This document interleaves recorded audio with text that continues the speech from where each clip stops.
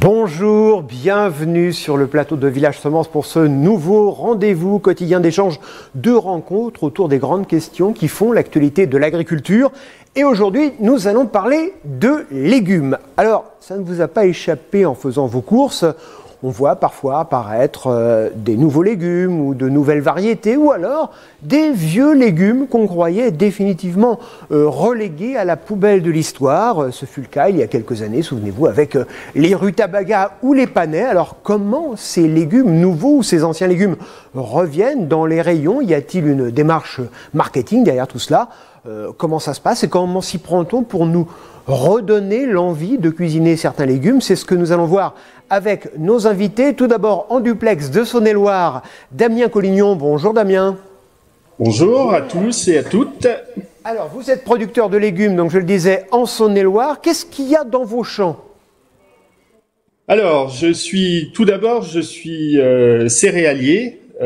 C'est mon activité principale sur une exploitation de 140 hectares. Et lorsqu'il a fallu que je m'installe en 98, on a décidé avec mes parents de développer une activité de légumes. Alors au départ à toute petite échelle sur de la vente directe. Et petit à petit, la mayonnaise a pris, comme on dit en cuisine, et puis ça s'est développé crescendo. Au jour d'aujourd'hui, sur l'exploitation, on produit tout ce qui va être légumes de saison. C'est-à-dire qu'on n'est pas spécialisé sur quelques espèces de légumes, mais on produit tout ce qui peut se faire dans un jardin en version XL, voire XXL. C'est-à-dire qu'à l'heure actuelle, l'exploitation compte 2,5 hectares de maraîchage, une partie sous serre et une partie, notamment les pommes de terre, en plein champ. Et tout ça, vous le commercialisez en Saône-et-Loire ou autour de la Saône-et-Loire? Alors, tout est commercialisé, désormais, tout est commercialisé sur le site de l'exploitation. Donc, on a un magasin de vente directement sur le siège d'exploitation et les gens se déplacent. Alors justement, certains de vos collègues m'ont raconté que pendant les confinements, eh bien pour ceux qui faisaient de la vente directe, c'était un peu plus facile parce qu'il y avait la queue. On venait directement vous voir. Est-ce que ça a été votre cas? Est-ce qu'il y avait la queue devant chez vous pour venir acheter vos légumes? Alors, il y a un an, presque jour pour jour, oui, c'était l'enfer. La veille de l'annonce gouvernementale nous signifiant le confinement, je crois qu'on a dû faire nos 2 plus grosses journées de vente de pommes de terre depuis le mois de septembre. Grosso modo, il m'en restait 8-9 tonnes à commercialiser et c'est tout parti en l'espace de 3 jours, quoi. Et aujourd'hui Aujourd'hui, il y a un petit peu un retour en arrière. Alors j'ai suivi l'émission d'avant, avec notamment Thomas et ses brebis. On constate un peu la même chose, c'est-à-dire qu'au deuxième confinement, d'un seul coup, l'étau s'était un peu desserré par rapport à un confinement strict et les gens ont repris aussi leurs habitudes d'avant. C'est-à-dire que tous les beaux discours qu'on entendait au mois de mars, la vente directe c'est super, aller chez le producteur c'est ce qu'il y a de mieux, vous nous verrez toutes les semaines, non, ça dure qu'un temps. Quand les gens vont acheter leurs autres biens de consommation, la lessive, des conserves, des habits, ils en profitent pour remplir leur caddie aussi avec des légumes. Il ne vous reste plus qu'à vendre de la lessive, Damien Collignon. Allez, on va aller un petit peu plus à l'est maintenant, dans le Doubs, retrouver Jacques Barnachon. Bonjour Jacques. Bonjour, bonjour. Alors je dois dire bonjour chef, un chef une étoile, chef cuisinier, une étoile au guide Michelin, dans votre établissement L'étang du Moulin dans le Doubs. Vous êtes également secrétaire général d'Eurotoc. Alors en ce moment, un restaurateur en mode de reconstruction, hein, puisque vous êtes en travaux, vous avez profité finalement de la situation pour remettre un peu de neuf dans votre établissement. Nous avions déjà plusieurs projets en cours. Ça nous a permis d'accélérer les choses pour être beaucoup plus performants à la réouverture. Ça veut dire que le gastronomique, on passe de 50 couverts à 25 couverts pour justement se permettre de pouvoir trouver des niches dans les produits, dans les légumes. Et fruits et légumes, des fois comme les mirabelles ou les cerises, c'est 15 jours, 3 semaines, pour pouvoir, à une petite échelle, comme c'est du travail minutieux, de pouvoir utiliser ces produits comme tous les autres produits, si on veut. Et on a passé de notre côté bistrot de 75 couverts à peu près à 130, 135 couverts, parce qu'on refuse énormément les vendredis, samedis, dimanches. Et donc, ça va nous permettre de moins refuser de clientèle et de créer un petit peu le manque du côté du gastronomique. C'est-à-dire que les gens vont être obligés de réserver beaucoup plus tôt pour avoir accès au côté du gastronomique, quoi. Bon, et puis ils vont avoir, je pense qu'il va falloir qu'ils réservent vite, parce que dès que vous allez pouvoir rouvrir, il y aura foule chez vous, comme chez tous vos collègues d'ailleurs.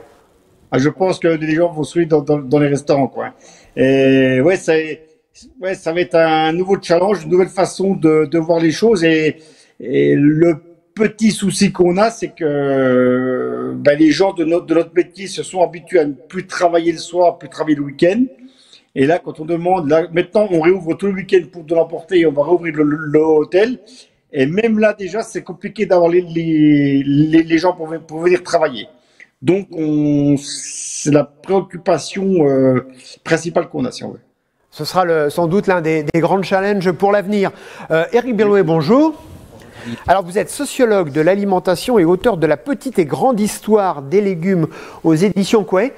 Pourquoi avoir consacré un livre à la petite et grande histoire des légumes? D'abord, il y a vraiment une petite et une grande histoire des légumes? Ah oui, bien sûr. Et puis les légumes, ça fait partie de ces aliments qui ont été consommés d'abord à l'état sauvage, bien sûr, mais depuis les origines de l'humanité. Puis moi, ce qui m'intéressait, c'était en fait tout le travail acharné des premiers paysans, des premiers maraîchers ou horticulteurs qui ont travaillé la terre et qui ont rendu les légumes comestibles. On l'oublie un petit peu, mais les légumes sauvages, comme toutes les plantes sauvages, sont pas toujours très bons à manger, loin de là. Ils sont même parfois totalement toxiques. Prenez la pomme de terre qu'on évoquait, prenez évidemment le manioc amer, le chou qu'il fallait faire fermenter en choucroute.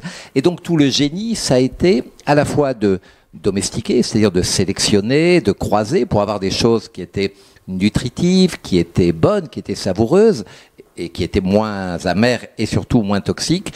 Et puis en même temps, il y a eu tout ce travail de cuisine finalement, de préparation, de cuisson, de fermentation pour rendre comestibles des choses qui au départ ne l'étaient pas. Donc tout n'était pas mieux avant. Et donc je voulais d'une certaine manière rendre hommage à ce travail des premiers travailleurs de la terre qui cultivaient des légumes pour aboutir à ce que l'on connaît aujourd'hui. Dans votre bureau, parfois, ça doit bien vous faire rigoler quand on voit des journalistes dire « ce légume est totalement tendance » ou « furieusement tendance ». Vous dites « bah non, c'est un légume qui existait déjà il y a des années et qu'on a un peu délaissé ». C'est ça, effectivement. Alors il y a des légumes un peu moins récents que les autres, et là je pense, parce que moi je suis originaire du nord de la France, donc je pense aux chicons, c'est-à-dire aux endives, comme vous le savez. Là c'est une invention relativement récente, puisque c'est au 18e, plutôt même au 19e siècle qu'on va créer ce légume. Mais enfin tous les autres existaient sous des formes bien différentes encore une fois. Il y a eu des croisements, on va y revenir. Le rutabaga par exemple, c'est typiquement un légume oublié qui est le fils du chou et du navet, et c'est la même espèce que le colza, ce que peu de gens savent. Donc il y a quand même des créations en plus de nouveautés à partir de l'existant, comme toujours. Et avec nous également sur ce plateau, Mathieu Lafay, bonjour. Bonjour Philippe. Alors, vous êtes directeur de l'association dont fait partie Jacques Barnachon, l'association Eurotoc. Alors, c'est quoi l'association Eurotoc? Alors, l'association Eurotoc, c'est une association créée il y a maintenant 35 ans par Paul Bocuse en 1986 avec l'idée que les chefs devaient prendre la parole lorsqu'on parle d'alimentation, et notamment lorsqu'on parle d'alimentation à Bruxelles, là où se font un certain nombre de lois liées au monde agricole et donc à la gastronomie de facto, puisque ce que nous retrouvons dans nos assiettes lorsqu'on a la chance d'aller dans un restaurant, et on est pressé de retrouver le chemin de nos restaurants, et bien c'est parce qu'il y a eu des agriculteurs avant qui ont produit ces bons légumes dont on va parler aujourd'hui. Donc vous vivez en permanence au contact les uns des autres, les chefs, les agriculteurs, les producteurs? C'est un des enjeux de l'association, c'est effectivement de nouer ce lien. L'association n'a pas peur de son slogan, notre lobby c'est le produit, et effectivement Eurotoc défend le produit de qualité, de saison, c'est très important, ayant une origine, et nous avons un certain nombre de travaux qui sont menés tout au long de l'année pour justement mettre en avant ces fondamentaux, ces valeurs, et puis nous faisons ce travail à l'échelle française, mais chaque association d'Eurotoc dans chacun des pays de l'Europe fait le même type de travail, et on se réunit tous les mois pour partager, pour échanger et pour pousser des dossiers à la Commission européenne. Les chefs de tous les pays européens, y compris les Britanniques? Alors, nous n'avons plus les Britanniques avec nous depuis le début de l'année, comme vous le savez, mais nous avons toujours les chefs irlandais qui participent à nos travaux. Alors, on va commencer. Eric, je voudrais qu'on parle des légumes anciens. Vous en parliez à l'instant en disant, par exemple, que le rutabaga, finalement, est né des amours coupables entre navet et le chou. Et le chou. Il y en a beaucoup, des légumes comme ça, qui sont tombés aux oubliettes pour des bonnes ou des mauvaises raisons? Oui, alors il y en a un certain nombre. Tout le monde connaît, j'imagine, les panais. Tout le monde connaît, enfin peut-être un peu moins d'ailleurs, les salsifis, les topinambours. Donc on parlait du rutabaga, crône du Japon, etc. Cerfeuil ou persil tubéreux. Alors pour quelles raisons c'est très variable. En fait, les histoires sont différentes selon les légumes, mais il y a quand même souvent cette idée qu'à un moment il y a eu mieux. C'est-à-dire dans le cas, par exemple, du panais. Alors le panais, pendant tout le Moyen Âge, la Renaissance, pendant longtemps, finalement, c'est comme la carotte. Ce sont pourtant deux espèces bien différentes et même deux genres différents, mais ils se ressemblent. Petites racines grêles, la peau coriace, c'est fibreux, filandreux, c'est pas du tout sucré, etc. Donc on les confond. D'ailleurs dans les textes anciens des auteurs latins, des agronomes latins, on ne sait pas s'ils parlent de carottes, s'ils parlent de panais, etc. Et puis il y a une révolution. Au XVIIe siècle, on voit apparaître sur les tableaux des peintres hollandais des carottes oranges. C'est un travail, là encore, de sélection pour honorer la grande famille orange, qui est la famille régnante des Pays-Bas. Et ces carottes oranges, elles vont plaire. Non seulement elles sont oranges, mais elles sont également plus grosses et plus sucrées. Et donc, quand ces carottes oranges finissent par arriver en France, au début du 19e, très rapidement, le panais devient une nourriture pour les cochons. On va même dire d'ailleurs un aliment de carême, ça veut dire de pénitence, ce qui n'est pas très valorisant. Donc ça, c'est dans le cas du panais. La concurrence donc de la carotte orange. On pourrait évoquer évidemment le topinambour qui lui vient de loin, il vient d'Amérique du Nord, du Québec actuel, où un Français l'a découvert, Samuel Champlain. Quand on le ramène en France au début du XVIIe, c'est une nouveauté, donc ça plaît, mais très rapidement les médecins vont considérer que c'est pas du tout un légume intéressant, qu'il n'est pas nutritif, qu'il est venteux, comme on dit à l'époque, je ne fais pas de dessin. Et puis donc ce topinambour, petit à petit, il a des qualités, mais finalement quand la pomme de terre va enfin conquérir les assiettes de tous les Français, et là il faut attendre là encore le début du 19e, on oublie le topinambour parce que la pomme de terre, elle est riche en glucides, mais plus particulièrement en amidon, parce qu'elle est nutritive, etc. Dans le cas du topinambour, tout le monde le sait, c'est comme le rutabaga. Au moment de la guerre, notamment de la Deuxième Guerre mondiale, c'est la nourriture de pénurie. L'occupant nazi réquisitionne les stocks de pommes de terre. Et là, on se rappelle du topinambour qui résiste au froid, qui résiste aux maladies, qui est productif. Et même si on ne le trouve pas forcément très bon parce qu'il est associé aux privations, finalement, on n'a pas le choix. Mais dès que la guerre est terminée, on s'empresse évidemment de de l'abandonner, de revenir aux pommes de terre et aux autres légumes. Et après, c'est redevenu un légume à la mode Voilà, ces depuis quelques dernières années. Oui. Ça, avec le travail des chefs. Alors justement, je voudrais qu'on aille dans le Doubs retrouver Jacques Barnachon. Jacques, comment expliquez-vous justement que des légumes un peu oubliés comme ça, alors on parlait des rutabagas, des topinambours, aient été délaissés après la guerre et que d'un coup ce soit redevenu il y a quelques années à la mode? C'est parce que vous, les chefs, vous avez décidé de les remettre dans vos cuisines? Écoutez, nous, je pense que ça fait déjà une bonne trentaine d'années. On va prendre comme exemple Michel Brasse, hein, en 1992, quand il a lancé son gargouillot de légumes. C'était très très nouveau, avec des nouvelles méthodes de cuisson, et puis une nouvelle manière d'assembler les légumes, de vraiment les mettre en valeur. Par rapport à leur couleur, leur goût, toujours allié à des huiles, des graines et autres. Et moi, j'étais baigné par ces chefs à l'époque qui remettaient ces légumes au goût du jour. Je rebondis sur le topinambour. C'est vrai que quand moi j'ai commencé mon apprentissage en 87, quand on parlait de mettre des topinambours aux clients, les anciens clients nous disaient ça c'était le légume qu'on donnait aux cochons en après-guerre, quoi. Donc voilà. Mais moi, pour revenir aux légumes, moi j'adore travailler, de faire un plat autour d'un légume. Ça peut être autour de l'artichaut, autour du légume, autour du potiron, et faire un plat complet autour d'un légume avec des variantes. Et le client est souvent surpris de voir toutes les possibilités qu'il y a, quoi. Donc nous, ça nous oblige un petit peu, ça nous oblige à aller chercher au fond de nous-mêmes des nouvelles idées, des façons de les cuire, des façons de les présenter. Et c'est vrai que le client apprécie de plus en plus. Maintenant, il y a une mode quand même. Donnez-moi un exemple de ce que vous faites justement. C'est quoi? C'est une déclinaison d'artichaut. Il y a différentes cuissons, différents assaisonnements, différentes préparations. Ça se passe comment? Voilà, autour des artichauts, soit on utilise dans un plat de l'artichaut mako, de l'artichaut poivrade.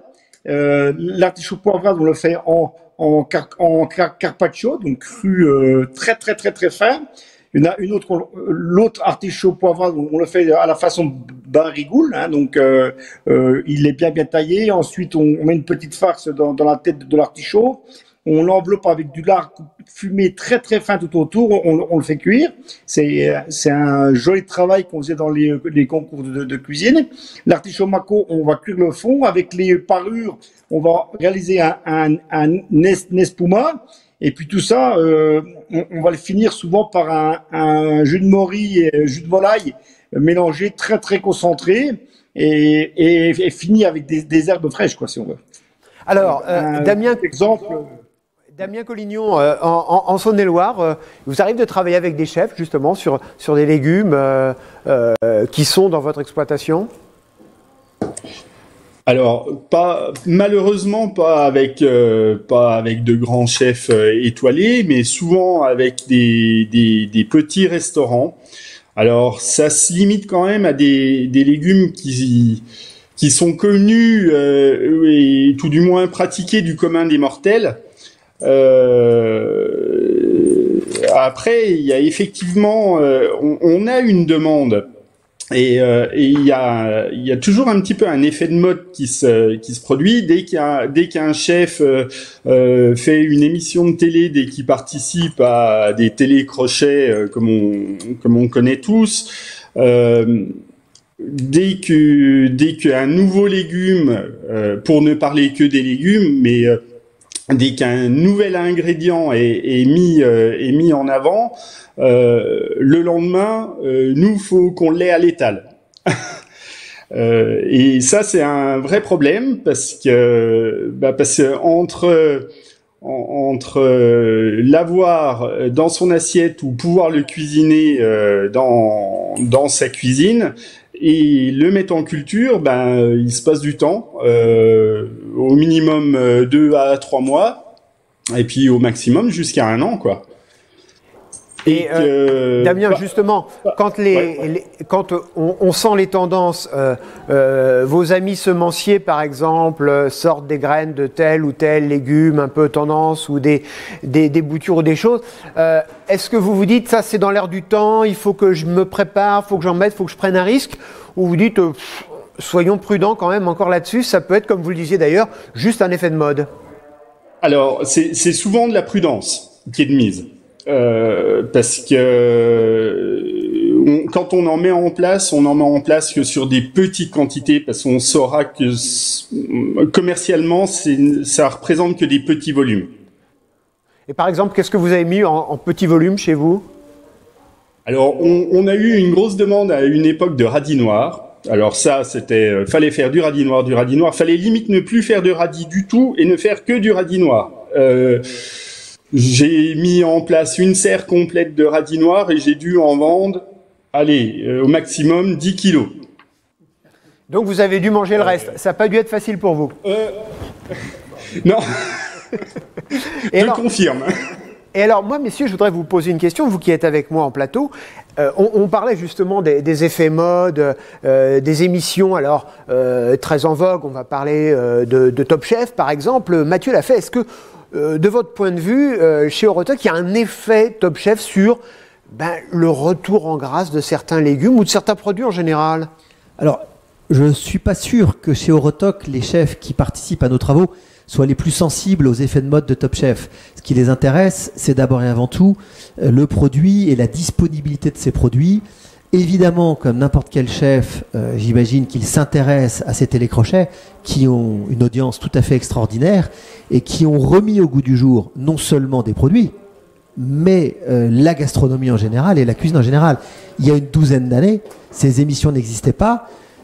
Très peu de chefs étaient médiatisés.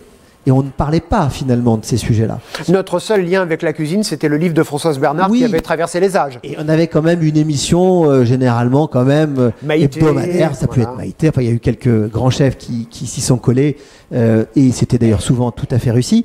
Ce qui est très intéressant avec le phénomène que vous venez de décrire, c'est qu'il facilite le travail de pédagogie vis-à-vis des jeunes générations. Et ça, c'est quelque chose à laquelle notre association est extrêmement attachée, puisque nous considérons que nous devons participer à l'éducation des jeunes générations, leur faire découvrir des saveurs, leur faire découvrir des nouveaux goûts, leur faire découvrir des légumes, c'est le thème de notre émission aujourd'hui, et ce n'est pas forcément spontané chez eux. Et donc, nous réfléchissons depuis maintenant plusieurs années. Nous avons mis en place une charte pour justement faciliter ce travail d'accompagnement. Et les chefs Orotoc s'engagent sur ce sujet des enfants. Et c'est pas simple. Alors justement, comment on s'y prend pour faire? Parce que ça, c'est vraiment le problème de toutes les familles. Comment redonner l'envie aux enfants de manger des légumes? On a eu le droit à peu près à tout, y compris les végétaux en forme de nuggets. On a eu le droit aux gaufres avec des lentilles. Alors, comment on s'y prend? Le meilleur moyen, c'est d'avoir un plat bon gustativement et si possible beau visuellement. Et ça, nos chefs savent le faire. Peut-être mieux que nous lorsque nous cuisinons, même si vous êtes peut-être un cuisinier amateur émérite. Et c'est pour ça que nous avons fait une proposition et les chefs Orotoc s'engagent à le mettre en place dans leur restaurant. Nous proposons des demi-portions, demi-tarifs pour les enfants de moins de 10 ans qui accompagneraient leurs parents sur un choix de plats. Et pour éviter le coquillet de jambon, et avec tout le respect que j'ai pour le coquillet de jambon qui peut être pratique un soir quand on rentre à la maison pour nourrir ses enfants, mais lorsque la famille décide d'aller au restaurant, c'est pas pour coquillet de jambon. Et là, la possibilité donnée aux enfants finalement de déguster comme les grands un plat qui a été préparé, qui a des associations de saveurs, comme le disait le chef à l'instant, où il va être capable, on parlait de l'artichaut, de le décliner de plusieurs façons, ça va intéresser les enfants. Et surtout les moins de 10 ans, quand ils sont adolescents, il y a d'autres problématiques qui rentrent en compte, mais les moins de 10 ans sont curieux, et je pense qu'il ne faut surtout pas hésiter à les inciter à découvrir ces nouveaux goûts. Alors Eric, on en parlait à l'instant là, de ces grandes émissions à succès, Objectif Top Chef et autres. Est-ce que ça a un impact, de votre point de vue, sur le retour en grâce de certains légumes? Parce qu'il y a souvent dans ces émissions ce qu'on appelle, j'aime pas trop le nom, les battles, où on doit cuisiner des choses, on doit se précipiter dans les stocks de légumes pour choisir ces légumes. Est-ce que ça a un impact sur le retour en grâce de certains légumes? Oui, ça a un impact. Je pense qu'il faut pas l'exagérer, mais il y a effectivement quand même une audience qui est créée par ces émissions. Et puis ensuite, il y a les réseaux sociaux qui vont faire que on va s'échanger des recettes, on va prendre des photos, etc. Mais je crois que plus au-delà de l'effet un peu mode, effectivement, que vous évoquez, il y a également, je pense, quelque chose de plus, finalement, de plus profond. On voit quand même depuis quelques années de plus en plus de personnes qui veulent se réapproprier leur alimentation, qui s'y intéressent et qui veulent en même temps retrouver, face à l'inquiétude alimentaire, justifiée ou pas, mais qui veulent retrouver des choses un peu authentiques, un peu traditionnelles. Et c'est pour ça que les légumes oubliés, ils ont aussi, sans doute dans l'inconscient pour partie, mais cette image de quelque chose qui est c'est vraiment les racines dans les deux sens du terme. Quelque part. Ah, moi je pense que ça joue également, ce phénomène de réassurance. Et puis également, je rajouterais pour les légumes dits oubliés ou anciens, ils sont souvent cultivés en bio et commercialisés en circuit court de proximité. Et ça, c'est évidemment quelque chose qui est tendance, même si c'est pas tous les Français, on l'a dit tout à l'heure, qui se sont mis massivement à acheter local. Malgré tout, il y a ces tendances et les légumes oubliés, eh bien, ils surfent également sur cette dimension-là. Jacques, dans le Doubs, vous en cuisinez, vous, de ces légumes oubliés. Ce que vous avez décrit tout à l'heure avec de l'artichaut, est-ce que vous le faites avec d'autres produits que celles des rutabagas, des panais, voire même aussi toutes ces courges qu'on avait un peu délaissées, qu'on ne trouvait pas très belles et qui sont devenues très sympas. Alors c'est peut-être l'effet Halloween, notamment pour le butternut, mais en tout cas, on redécouvre un certain nombre de produits. Est-ce que vous le faites en cuisine? Moi, de toute façon, depuis, ça fait bientôt 30 ans que je suis sur le site de l'étang du Moulin. De toute façon, faut toujours utiliser ce que les saisons nous apportent. Et nous, les valeurs de Rotoc, l'une des valeurs, c'est la saisonnalité. Et en fait, c'est relativement simple. Il suffit d'avoir des maraîchers ou des primeurs qui soient à la hauteur de nous vendre toute une panelle de légumes, suivre tout simplement ces saisons et aussi bien du cerfeuil tubéreux comme vous parliez tout à l'heure ou panais, les rutabagas. Là on a les asperges qui arrivent d'ici un mois. C'est presque obligatoire, on va dire. C'est tellement triste d'aller dans des restaurants et d'avoir 2 légumes, 3 légumes à la carte. C'est simplement une histoire d'envie de donner l'envie de goûter des beaux et des bons légumes. C'est aussi simple que ça. Et bon, tout dépend de ce qu'on veut faire dans sa cuisine et ce qu'on veut apporter aux clients. Hein. Oui, donner l'envie d'avoir envie, ça me rappelle une chanson d'un chanteur mort. Comment on s'y prend, par exemple, Jacques, imaginons que je sois agriculteur et que je me lance dans les productions ou de légumes oubliés, ou de légumes anciens, ou de légumes... Alors, il y a une vraie tendance, Eric, je passe sous votre contrôle, là aussi, de légumes un peu asiatiques, des choses comme ça. Oui, les choux chinois, etc. Voilà. Je fais comment? Moi, je viens vous voir, je viens frapper à l'étang du Moulin, je vous amène une caisse de ces produits, vous allez les essayer. Comment ça marche? Alors nous, on a un léger désavantage, c'est que nous sommes entre 900 et 1000 mètres d'altitude. En ce moment, c'est pas trop un problème parce que vous avez les skieurs de fond. Plus même. Non, nous avons très peu de maraîchers à 20 km autour de nous. Il y a quelques toutes petites exploitations. Et là, enfin, c'est aussi pour ça qu'on réduit le restaurant, avec ces toutes petites exploitations qui ont des toutes petites productions, je vais enfin pouvoir aller chez eux ou eux venir à moi et pouvoir travailler avec eux pour le côté du gastronomique, si on veut. Parce que le côté bistrot, on fait tellement de couverts. Moi, j'ai un primeur avec lequel je travaille qui a des gros volumes et une belle diversité de produits. pour le côté bistrot, ça va aller, mais enfin, avec le peu de couverts qu'on va avoir au gastronomique, je vais enfin pouvoir travailler avec des maraîchers locaux. On a une dame qui est à quelques kilomètres de chez moi qui propose pour les ménagères chaque samedi matin de venir chercher un panier d'à peu près 5 kilos de légumes, et c'est elle qui fait le mélange des légumes qu'elle veut, elle, pour ses clientes par rapport aux saisons. Et elle a énormément de succès dans sa petite boutique, parce qu'en fait, les ménagères, elles sont vraiment contentes d'avoir une proposition de légumes qu'elles n'auraient pas choisi s'il n'y avait pas ces paniers qui seraient faits par la primeur. Et ça, c'est bien. Damien Collignon, je voudrais qu'on essaye de comprendre aussi avec vous comment ça se passe.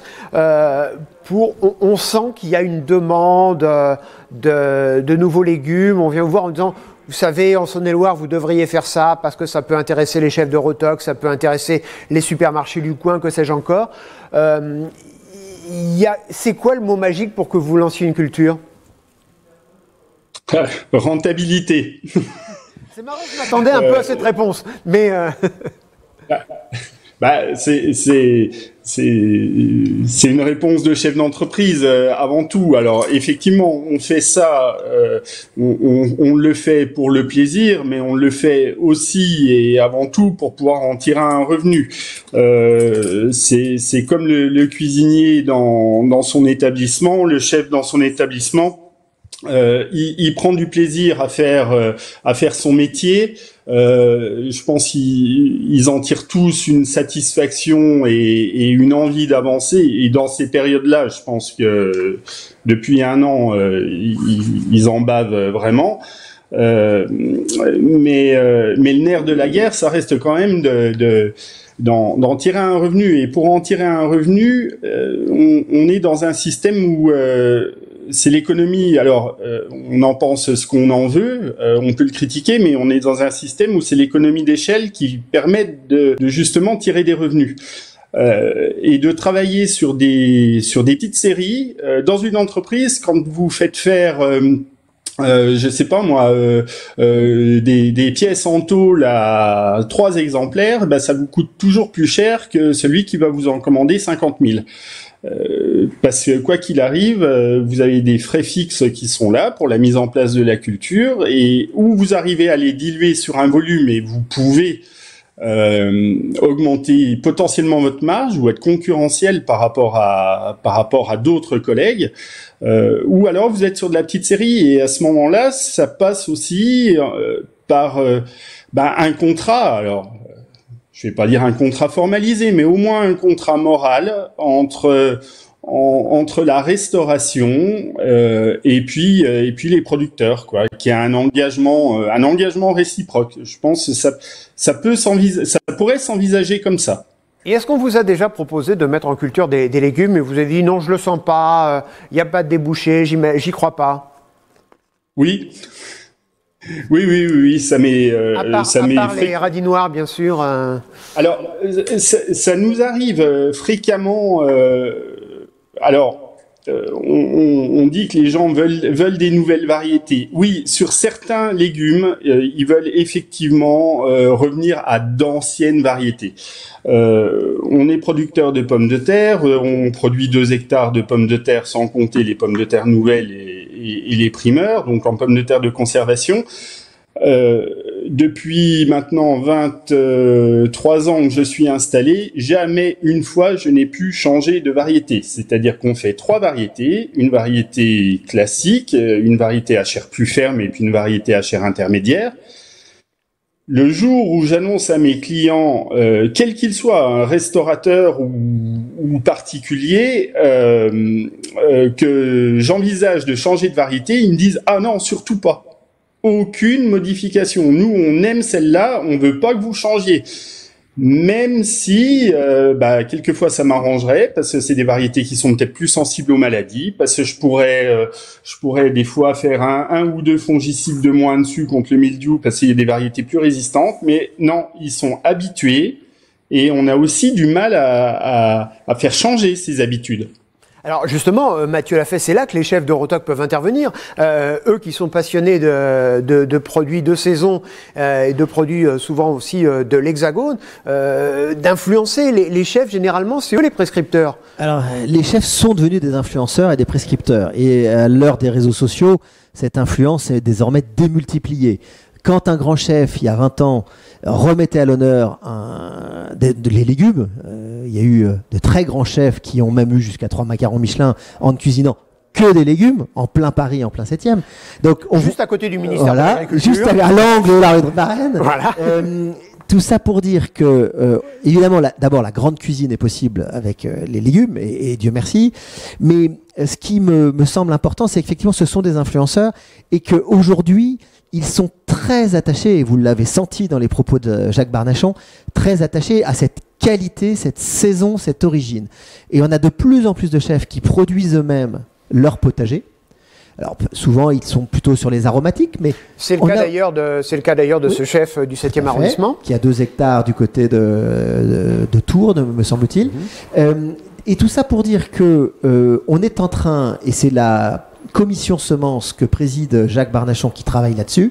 On travaille actuellement avec les semenciers pour regarder justement s'il n'est pas possible d'amener de nouvelles variétés ou de répondre à un objectif tout à fait différent qui peut être d'adapter une variété à un climat spécifique et à le réchauffement climatique dont on parle beaucoup.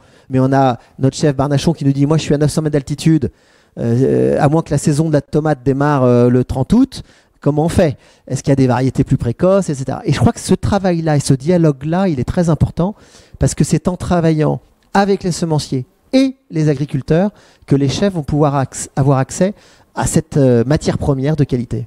Et on le voit, Eric, il y a un formidable terrain de jeu. Quand on regarde objectivement ce qu'on a comme possibilité, on a plein de choses qu'on n'utilise pas, plein de légumes qu'on n'utilise pas encore ou qu'on pourrait réutiliser. Oui. D'ailleurs, ce qui est intéressant avec les légumes, c'est finalement, enfin moi, ce que j'ai beaucoup aimé, vous évoquiez les raisons pour lesquelles j'avais écrit La petite et grande histoire des légumes, c'est qu'en fait aussi on voyage et qu'on découvre sans arrêt des légumes qui ne font pas partie de notre quotidien, mais qu'on va trouver en Amérique, qu'on va trouver en Afrique, etc. Et donc ça, c'est très intéressant. C'est-à-dire, il y a à la fois les légumes qu'on va acclimater, adapter au dérèglement climatique, etc., etc. Et puis encore énormément de choses à découvrir dans d'autres cultures. Et je crois que c'est ça qui plaît. Alors, il y a les deux phénomènes. C'est-à-dire, il y a à la fois le besoin de réassurance, de tradition, etc., des racines, encore une fois, qui rassurent, qui réconfortent. Et en même temps, il ne faut pas oublier que l'omnivore que nous sommes, même s'il est traditionnel, néophobe, comme on dit, il est en même temps néophile. C'est-à-dire, il aime la nouveauté. Et donc, c'est ça que je trouve très intéressant avec les légumes, c'est qu'on a cette alliance entre la découverte, la curiosité vis-à-vis du nouveau, et puis en même temps, la tradition, parfois un peu oubliée, qui rassure, et les deux ne sont pas incompatibles. Non, et on s'aperçoit, et vous le disiez à l'instant, Mathieu, en parlant d'Alain Passard, on a l'impression que les légumes qui étaient des accompagnements, sont devenus des produits stars. Il suffit par exemple de regarder la cuisine d'un autre chef étoilé, Simone Zanoni ou Georges V, pour le citer. Il a désormais à sa disposition un jardin entier qui est situé à Versailles, dans le domaine de Mademoiselle, où tous les légumes qui sont cultivés spécifiquement pour le palace de l'avenue Georges V. Et ces légumes sont les stars. Oui. Ce ne sont pas des accompagnements. Exactement. Et ça, donc, c'est un changement quand même assez important de représentation. Ce qui, pourtant, dans notre culture alimentaire française, s'il y a bien un aliment qui est au centre de tout, c'est la viande. Ça le reste quand même encore, mais on voit bien que le légume prend de plus en plus d'assurance et n'est plus la garniture ou l'accompagnement, comme vous dites. Il y a deux aspects, à mon avis, supplémentaires qui jouent en faveur des légumes. Il y a d'une part cette désaffection pour la viande. Les Français basculent pas du tout dans le végétarisme. Oui, j'allais vous demander, est-ce qu'on n'est pas en train de devenir végétalien ou végétarien? Non. En tout cas, quand on regarde les chiffres, on n'y est pas. 0,4% de végétaliens et peut-être 2%, maximum 2,5% de végétariens. Par contre, la réalité, c'est ce qu'on appelle le flexitarisme. On ne sait pas bien le définir, mais c'est des gens qui diminuent leur consommation de viande. Et d'ailleurs, ça fait 40 ans qu'on le fait pour ce qui est de la viande rouge. J'ai l'impression d'ailleurs que sur le flexitarisme, on est un peu comme le bourgeois gentilhomme qui faisait de la prose sans savoir. On est flexitarien depuis la nuit des temps. On a trouvé un terme pour décrire finalement une évolution. Il y a eu cette parenthèse parenthèse que j'appelle l'embellie carnée des 30 Glorieuses, où on s'est mis à manger de la viande tous les jours, 2 fois par jour même, et tout le monde en mange, les riches comme les personnes moins aisées, mais ça dure pas très longtemps. Et encore une fois, depuis 1980, la viande rouge diminue, et depuis 1998, c'est la viande dans son ensemble qui diminue. Et le légume reprend aussi du poil de la bête, on l'a pas évoqué encore, avec le discours santé. Ça fait exactement 20 ans aujourd'hui que le plan national nutrition santé dit pour votre santé, mangez au moins 5 fruits et légumes par jour. Alors tout le monde ne le fait pas. C'est même une minorité des Français, un tiers, qui le font. Mais quand même, c'est quand même une petite musique qu'on entend. Oui, c'est devenu une expression courante d'ailleurs. On en parle, on en plaisante avec les enfants en disant est-ce que tu as bien mangé tes 5 fruits et légumes par jour, et tout le monde compte, même les barres chocolatées avec quelques pépites quelques raisins dedans. Et ça compte pas vraiment en réalité. Ça compte pas vraiment. Alors moi je voudrais qu'on retourne voir Jacques et Damien. Damien, on va commencer avec vous. Moi j'ai une question toute bête à vous poser. Tout à l'heure vous me disiez moi mon critère c'est la rentabilité. Ok, c'est la réalité pour tous les agriculteurs. Mais est-ce que quelque part de temps en temps, en Saône-et-Loire, ou en regardant des émissions, ou en lisant des magazines, où il dit, tiens, ce légume-là, j'aimerais bien l'essayer. Le contexte me pousse à le faire de plus en plus. C'est-à-dire que jusqu'à encore il y a 2 ans, on était un peu dans la facilité, pas dire la facilité, la routine. Au bout de 15-20 ans d'exploitation, finalement, quand on fait sa commande de plan, quand on prévoit ses graines, on a tendance à faire un peu du copier-coller. On fait sa commande de graines, on réajuste un petit peu à la marge ce qu'on avait pris l'année d'avant, et puis on envoie le fichier Excel et hop, c'est parti. Là, on a quand même tendance. Il y a une demande.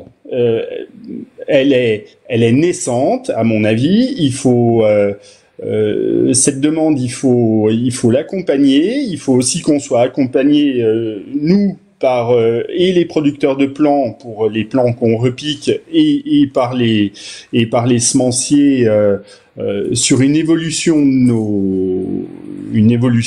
de l'offre variétale et de l'offre d'espèces, quoi. Parce que, comme vous le disiez très bien, vos intervenants le disaient très bien, il y a des espèces qui ne s'adapteront pas aux évolutions climatiques. Il y en a d'autres qui s'adapteront pas à des contextes pédologiques. Il y a tout un volet agronomique aussi, qui est à mettre en lien, à la fois sur un aspect rendement, puis on le sait très bien, sur un aspect qualité du produit fini.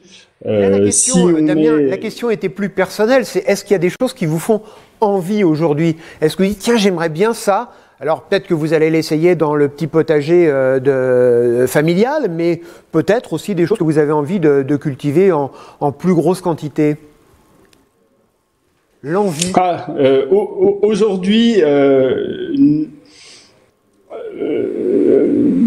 peut-être sur les choux. Faire plus de choux différents, parce qu'il y a un engouement là-dessus, et puis le chou, c'est quelque chose, j'aime bien le manger, j'aime bien des choux romanesco, c'était des choux qui sont tombés, même du brocoli, le brocoli était tombé en désuétude depuis des années. L'an dernier, j'en ai remis en place, et ça a fait un tabac que j'aurais pas imaginé. Donc ça, c'est des choses, oui, que je développerai sans doute. Et d'ailleurs, Eric, on voit l'influence des chefs. On parlait des choux. J'ai retrouvé, par exemple, une production maintenant de choux pour sushi. Plutôt que d'avoir des feuilles d'algues nori, on met une feuille de chou. D'accord, oui. Donc on a l'impression qu'aussi on peut s'approprier, retransformer et changer la destination du produit. Oui, mais les végétaux ont quand même cette incroyable flexibilité que je trouve très très intéressante, justement pour la créativité culinaire, et puis cette diversité de goûts qui est incroyable. Et quand on pense par exemple juste pour donner un exemple, que les bêtes ou blettes et la betterave, c'est la même espèce, et pourtant, ça n'a rien à voir quand on les goûte, quand on les regarde. Donc, il y a, voilà, ça c'est la création, là encore, le génie des jardiniers dont je parlais tout à l'heure, des maraîchers, qui ont réussi, à partir de la même espèce, à faire des choses aussi différentes que la betterave et la blette. Mathieu ? Oui, moi, ce qui m'intéresse, c'est que la diversité, c'est, je pense, le mot le plus important sur les légumes. C'est ça qui est en train d'arriver. Les fameux 5 fruits et légumes par jour, c'était beaucoup de fruits il y a encore 20 ans quand le PNNS a été lancé. Aujourd'hui, ce sont de plus en plus souvent des légumes et les Français s'habituent à manger des légumes différents. Et dans les combats que nous menons avec l'association Eurotoc, il y a de faire en sorte que ces légumes soient de mieux en mieux identifiés et que leur variété soit de mieux en mieux identifiée. Et qu'un chef Eurotoc ne cuisine pas une aubergine, mais cuisine une variété spécifique qui a un nom, qui a une provenance. On travaille beaucoup sur la provenance française, mais tant mieux, notamment pour nos agriculteurs, nos maraîchers, pour effectivement mettre en commerce leur production. Mais je pense qu'on va pouvoir aller beaucoup plus loin en mettant en avant les variétés, les différentes provenances, et il y aura une premiumisation petit à petit de ces produits. On va mieux les valoriser, et je pense que c'est bien pour les maraîchers comme pour les chefs. Eric ? Ah oui, je suis tout à fait d'accord avec ça. Mathieu disait tout à l'heure, à juste titre, que pour faire manger des légumes aux enfants, eh bien, il y a d'abord il y a le goût et il y a l'aspect, mais également leur raconter des histoires. L'histoire, petite et grande, des légumes, c'est une manière de les découvrir ou de les redécouvrir, d'où ils viennent, comment ont-ils voyagé, comment ont-ils été transformés selon les pays, et de raconter l'histoire du produit, c'est quelque chose qui va contribuer aussi à nous montrer cette diversité et à donner envie de les manger. Et parfois, d'ailleurs, l'histoire, elle est digne d'un polar. On a vaguement évoqué tout à l'heure la choucroute. Vous me disiez que finalement, la choucroute, elle n'est pas née par hasard. C'est qu'au départ, c'était nécessaire pour rendre ça mangeable, quoi. Oui, absolument. Hein, on parlait tout à l'heure du chou. Moi qui suis originaire de la Côte d'Opale, donc on va se promener sur les falaises et il y a un chou maritime qui est l'ancêtre de tous les choux actuels qui poussent à l'état sauvage, spontané, qui est incroyablement amer, qui est toxique si on en mange trop, et donc la diversité des choux comestibles, délicieux qu'on évoquait à l'instant, eh bien, elle vient de d'une plante qui au départ n'est pas spécialement mangeable. La plante, elle doit toujours se défendre contre ses prédateurs puisqu'elle ne peut pas s'échapper, et une manière de se défendre, eh bien, c'est de produire des molécules toxiques, aussi simplement. Les prédateurs, c'est nous. Jacques, je vais vous poser la même question qu'à Damien Collignon à l'instant. Vous, en tant que chef Eurotoc dans le Doubs, ce serait quoi le légume que vous auriez envie de cuisiner maintenant? Alors, on va oublier qu'il fait froid, que vous êtes à 800 mètres d'altitude, qu'il y a de la neige et des skieurs de fond. Ce serait quoi? Ce serait du rutabaga? Ce serait quelque chose? Tout de suite maintenant, là, je travaillerai une combinaison de légumes, asperges vertes et blanches et morilles. Et ça, avec un crémeux de parmesan monté à l'huile d'olive, vous voyez, ça c'est quelque chose qui fonctionne à merveille. Quelques fruits secs, mais l'asperge, là, on va arriver dedans et c'est tellement bon avec différentes textures, différentes couleurs. C'est des superbes produits, ça. Tout de suite maintenant, c'est ce que j'ai envie de manger. En fait, je n'avais pas mangé au premier confinement. Et là, ça fait bientôt 2 ans que j'ai pas mangé d'asperges, et c'est vraiment ce que je devrais manger maintenant. Bah Jacques, écoutez, dès que le confinement est levé, dès que vous pouvez ouvrir votre établissement, on prend rendez-vous, je viens goûter avec vous. Il n'y a aucun problème. Justement, Mathieu, on parlait du confinement. On s'est rendu compte que pendant le confinement, les gens, on se remettait à faire la cuisine. Fatalement, on était un peu coincés, il n'y avait plus de restaurants. Donc, est-ce que ça, c'est une tendance qui va durer, selon vous, ou est-ce que dès que les restaurants vont ouvrir, est-ce que ça, on aura oublié nos bonnes intentions et notre envie de redécouvrir les légumes? Je ne suis pas sociologue de l'alimentation, donc Eni, Madame Irma, mais je pense qu'on continuera de faire la cuisine, puisque lorsque on a apprécié ces moments en famille pendant ce premier confinement, évidemment on a envie de le poursuivre, mais je crois effectivement qu'on va aussi se précipiter, pour ceux en tout cas qui avaient l'habitude de s'y rendre au restaurant. Moi j'attire quand même votre attention sur le fait que nos restaurateurs, pour certains, sont fermés depuis quasiment 1 an. notamment dans les grandes villes. Jacques a travaillé cet été, puisque dans nos restaurants traditionnels de province, ça tournait. Il y a eu cette petite parenthèse Voilà. de l'été. Mais même cet été, dans des grandes villes comme Paris, où les touristes internationaux n'étaient pas là, les restaurants étaient fermés, où très peu de personnel était employé. Donc là, ça va être un vrai redémarrage, pas forcément facile. Et j'engage tous nos compatriotes à poursuivre leurs efforts pour mieux cuisiner, mieux faire découvrir dans leur maison, leurs appartements, des bons produits à leurs enfants, mais évidemment de se rendre aussi au restaurant parce qu'on bénéficie d'un savoir-faire unique avec nos chefs français. Une dernière question, puisqu'il nous reste très peu de temps, Eric. C'est vrai que ces confinements, ça nous a ramené un peu aux cuisines et peut-être aussi que ça nous a permis de redécouvrir les légumes et de les recuisiner parce qu'on ne pouvait pas effectivement manger la viande tous les jours, sinon on prenait 10 kilos en un seul confinement. Oui, alors ça n'a pas été tout le monde, ça a été une partie de la population. C'est le cas de Mathieu apparemment, qui n'a pas mangé que des légumes pendant le confinement. Vous savez ce qui est très intéressant, quelle a été la recette la plus pratiquée par les Français qui se sont remis au four d'eau pendant le confinement? C'est pas les légumes, non, c'est le pain. Et c'est extrêmement intéressant. Il y a eu une inondation des réseaux sociaux avec des images de pain maison. Alors évidemment, après, le monde d'après, on est quand même revenu pas mal au monde d'avant. C'était souvent le monde d'après moi. Et le monde d'avant, c'est un monde avec des rythmes de vie et des rythmes de ville qui font que on fait moins la cuisine qu'on ne l'a faite pendant le confinement, mais on ira de nouveau plus au restaurant, j'en suis convaincu. Parce qu'on s'est rendu compte aussi que finalement, les légumes, c'était relativement facile. On s'en fait un monde, c'est un peu comme le poisson. On dit, oh là là, j'ose pas faire parce que c'est compliqué. En fait, c'est assez simple. Oui, alors en tout cas, ça me paraît extrêmement important de montrer que même si on n'est pas un chef, on peut cuisiner des légumes assez rapidement. Après tout, une soupe de légumes, ça peut être absolument délicieux. On peut la varier, on peut la garder plusieurs jours, et c'est quand même pas un truc infaisable. Mais il faut qu'il y ait un apprentissage dès le plus jeune âge de ce genre de choses. Eh bien, ce sera le mot de la fin. Merci, messieurs, d'avoir participé à ce grand rendez-vous sur le plateau de Village Semences. Et à très bientôt pour une nouvelle émission.